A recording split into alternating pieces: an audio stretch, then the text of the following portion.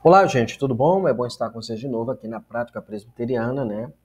Uma introdução ao Manual Presbiteriano da nossa CIPB, da nosso Código de Disciplina e do nosso Princípio de Liturgia, né? Os três documentos fundamentais ao sistema de governo presbiteriano brasileiro. Ok? Meu nome é João França, seja bem-vindo ao nosso curso.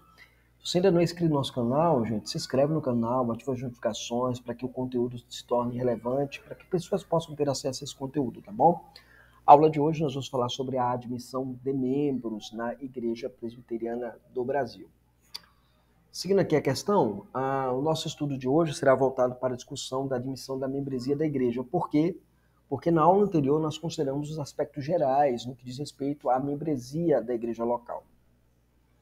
Nesse estudo nós vamos considerar os aspectos específicos e prerrogativas para a admissão de membros que o diploma legal nos ensina, ok?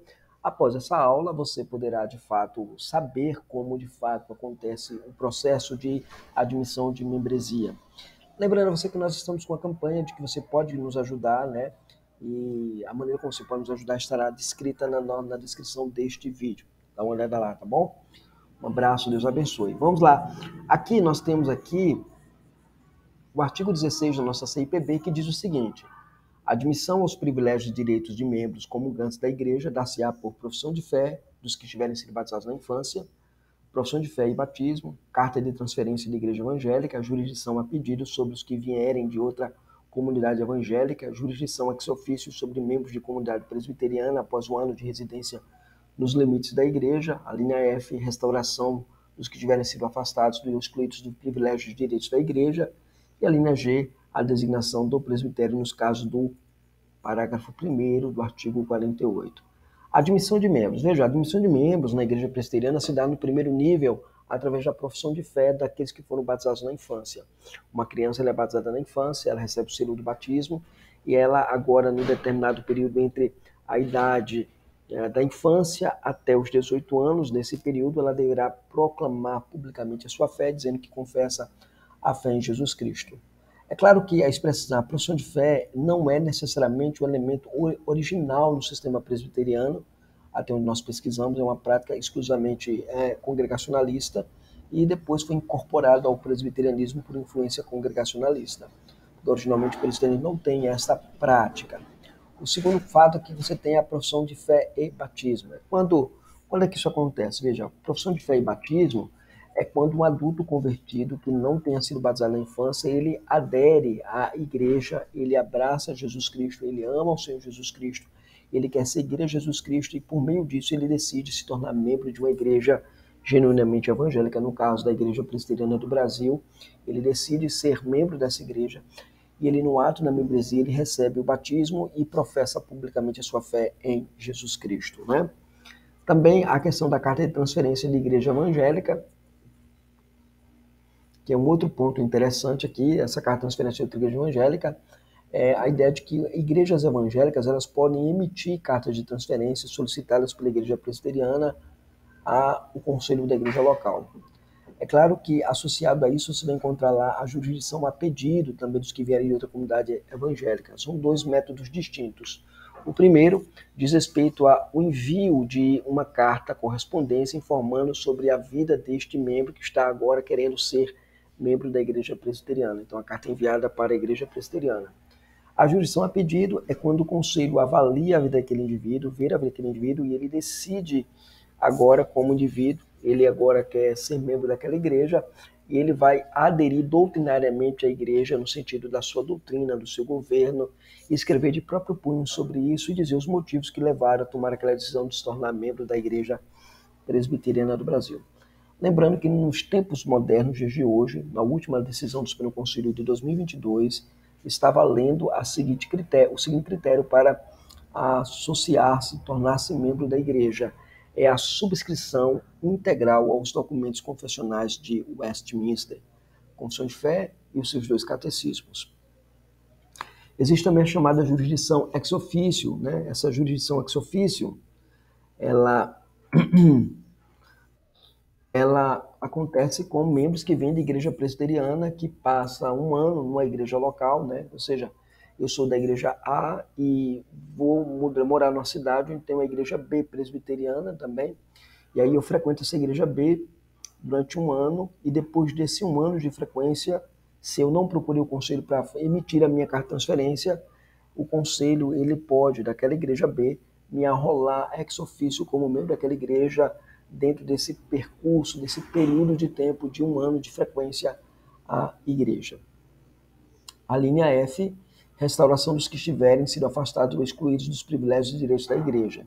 Essa restauração, ela se refere especificamente ao fato de que um membro que foi disciplinado, sofreu a sanção disciplinar, e ele foi afastado, né, de maneira preventiva, por assim dizer, dos sacramentos, né? E aí depois que volta à comunhão, ele é readmitido ao rol de membros comungantes da igreja, né? Como membro ativo. Eu expliquei isso na aula anterior, né? O membro ele pode estar no rol comungante, mas numa parte chamada membro inativo, porque ele não pode contar quórum nas assembleias. Ok? Muito bem. E a designação do presbitério, tá, gente? A designação do presbitério, conforme o parágrafo 1º, né, do artigo 48, que vai falar da deposição. Quando o ministro é deposto do seu ofício, ele, de fato, ele agora se torna um membro de igreja comum e ele é designado pelo presbitério a uma igreja. Isso que nós vamos ver agora, né?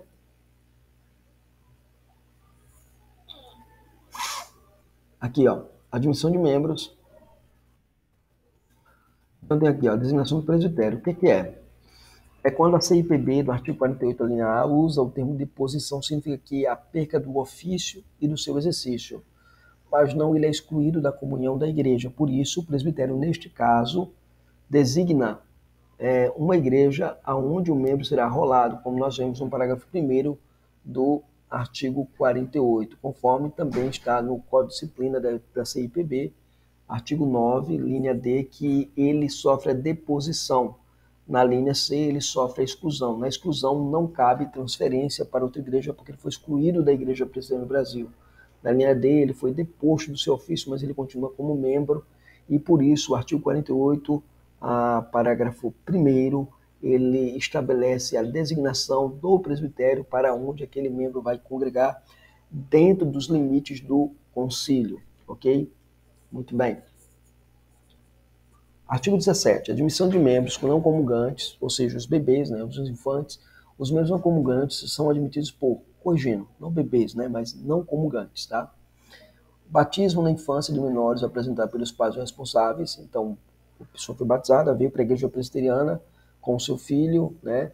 E aí o seu filho foi batizado na infância, aí ela decide vir para a igreja presbiteriana e ela é transferida juntamente com seus filhos para a comunidade da aliança.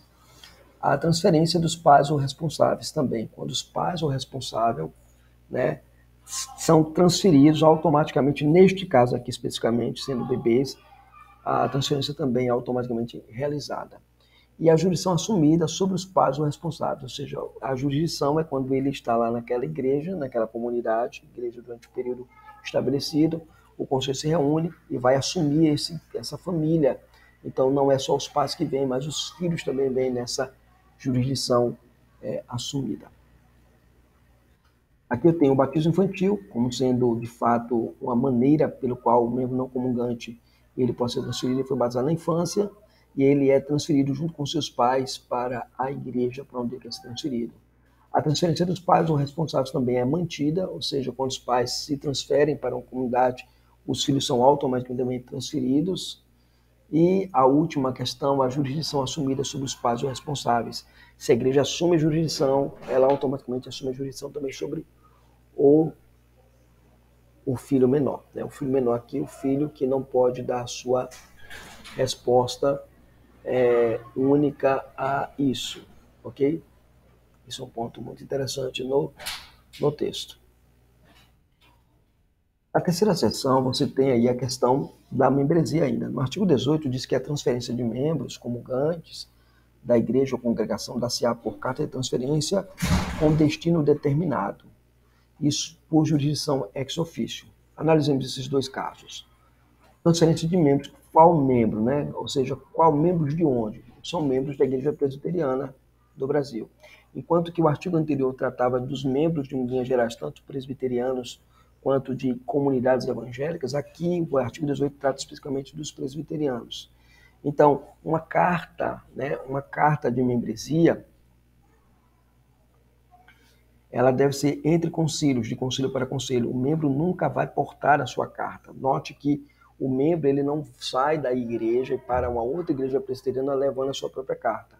Se ele vai para outra igreja presbiteriana, ele vai até aquela igreja para onde ele está se dirigindo, o seu novo destino eclesiástico. Ele vai lá, se reúne com o conselho, explica o conselho que está vindo para aquela igreja e que solicita que o conselho faça a solicitação de sua transferência ao conselho de origem a qual esse membro pertence. E a jurisdição ex officio, que é um outro elemento de transferência, é quando, após o ano de frequência da comunidade presbiteriana, esse indivíduo, né, ele passa agora a se tornar membro da igreja ex officio, por dever de fazê-lo. Artigo 19. Veja, o artigo 19 vai dizer para nós que conceder-se-á a carta de transferência para qualquer igreja evangélica, membros comungantes e não comungantes. Então, eu posso transferir cartas, né, mandar para igrejas evangélicas, qualquer igreja evangélica, né, membros da igreja presbiteriana. Parágrafo único, a transferência de membros não comungantes far-se-á a pedido dos pais ou responsáveis, na falta destes, a juízo do conselho. Aqui temos algumas coisas interessantes. Vamos lá. Para qualquer igreja, essa é a grande pergunta. Você é transferido para qualquer igreja? A resposta é não, porque a CE do Supremo Conselho da IPB 2012 declarou que não se deve conceder cartas a igrejas que não tenham marcas de igreja verdadeira.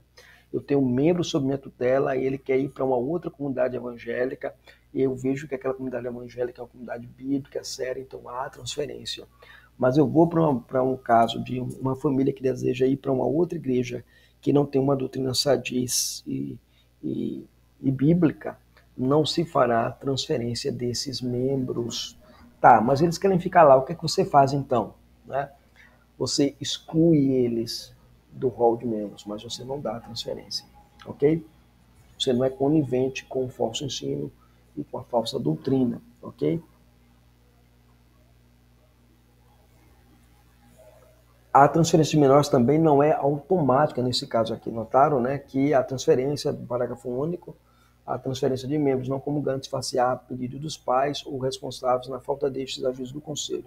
Ou seja, quando no primeiro caso que nós vimos, a transferência se dá imediata porque são bebês responsáveis, pressupõe-se bebês responsáveis, né? E aqui menos comungantes tem a ver com aqueles adolescentes que haviam crescido, que professaram, né, Jesus Cristo como crentes, mas eles ainda não professaram a fé publicamente, eles estão na igreja, eles são membros não comungantes, e eles não querem ir para outra igreja para onde os pais estão indo. Então, isso o conselho tem que avaliar isso. Ou seja, essa transferência dos meninos, dos filhos mais adolescentes para frente, dar-se-á mediante a solicitação dos pais, ok? E a juízo do conselho, no caso, se não há pais ou responsáveis pela criança. E aí nós temos a grande questão, será que aqui estamos na seção 3 ou na seção 4, né? A seção 3 fala de conceder carta de transferência a qualquer igreja evangélica. Nós estamos falando de transferência de membro, né? Então essa transferência aqui é no sentido de que você está admitindo membros por meio de transferência, né? Então você vai ter essa questão muito clara aqui, de maneira muito interessante. Então aqui seria mais a demissão de membros do que propriamente a recepção de membros. Só se você inverter a ordem, né? Então a transferência de membros não comungantes far-se-á a pedido dos pais ou responsáveis na falta destes a juízo do conselho. Transferência no sentido aqui de admissão e não transferência no sentido de envio, ok?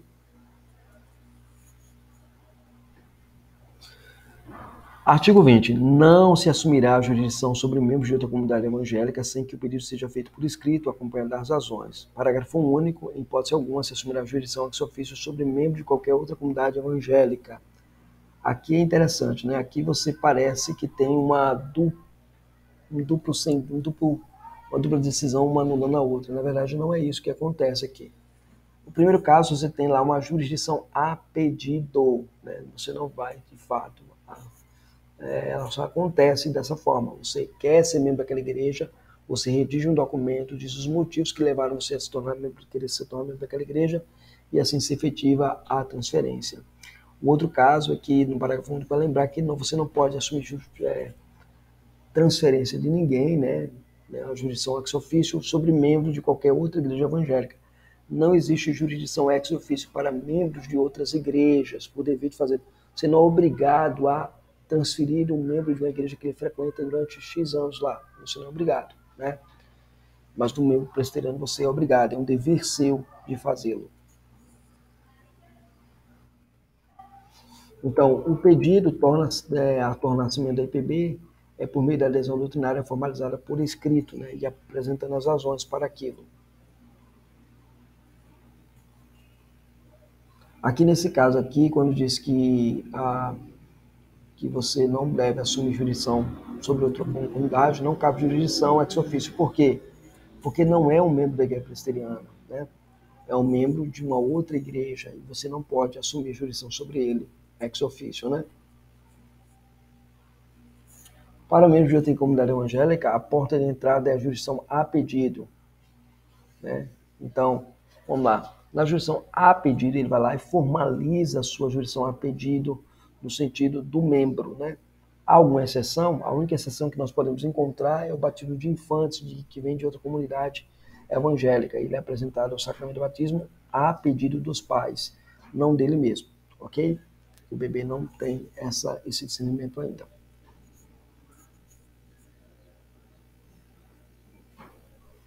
E aí você tem a exceção, é o batismo infantil, né? Artigo 21. A carta de transferência apenas certificará que o portador estava em plena comunhão na data em que foi expedida e só será válida por 6 meses, devendo ser enviada diretamente à autoridade eclesiástica competente. Aqui é importante a gente ressaltar aqui a carta de transferência de membros da IPB. Primeiro, quanto ao conteúdo, a carta ela pode oferecer, né, ciência de que o membro estava em comunhão na data em que foi expedida a carta, e a carta podendo informar sobre também a atividade do mesmo, ou seja, como era a vida dele, qual é o procedimento, a carta tem esse poder de fazê-lo. Quanto à validade da carta, a carta de transferência tem a validade de 6 meses e deve ser enviada diretamente à autoridade eclesiástica, ou seja, ao conselho. É de conselho para conselho. Nenhum membro pode chegar para você assim, não, eu quero minha carta aqui, me dê minha carta. Não. O membro tem que, de fato, ir para a igreja de origem, para onde ele quer congregar, e solicitar que aquele conselho faça a solicitação da sua transferência. E aqui nós encerramos o nosso vídeo de hoje. Artigo 22. Enquanto não se tornar efetiva a transferência, continuará o crente sob a jurisdição da autoridade que expediu a carta. Então, vamos lá.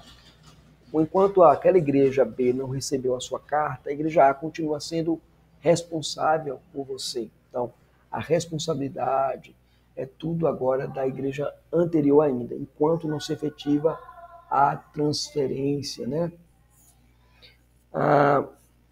No artigo 22, no primeiro parágrafo, diz que se a autoridade eclesiástica tiver motivo para recusar-se a admitir qualquer pessoa, deverá devolver a carta de transferência a quem expediu, acompanhada das razões porque assim procede. Ou seja, o cara não se viu para ser recebido como membro, vários fatores, e você tem que escrever na resposta, devolvendo a carta e dizendo por que você está devolvendo a carta. Parágrafo 2º. O crente que não for normalmente transferido para a igreja da localidade em que reside há mais de um ano deve ser, via de regra, rolado nesta por jurisdição ex officio. O cara está lá há mais de um ano, frequentando, mas não vai à igreja, né? Não frequenta a igreja, mas não é alguém que decide optar se tornar membro da igreja. Então, a jurisdição ex officio cabe bem aqui. Aqui nós temos a transferência aconteceu ou ainda então, né? Não aconteceu ainda e então. O membro ainda está rolado na igreja de origem, isso que diz lá o nosso texto constitucional. Pode-se rejeitar a carta de transferência? A resposta é sim. Como? Informando a igreja de origem porque assim procede. E por fim, o membro que não for normalmente transferido, né, o membro não for normalmente transferido ser arrolado por transferência, após o ano deverá ser arrolado na igreja local em que ele frequenta. Essa é a estrutura que nós temos do Manual Presbiteriano para hoje. Que Deus abençoe você, Deus estenda graça, se inscreva no canal, ative as notificações e nos vemos na nossa próxima aula para a glória do nosso bom Deus.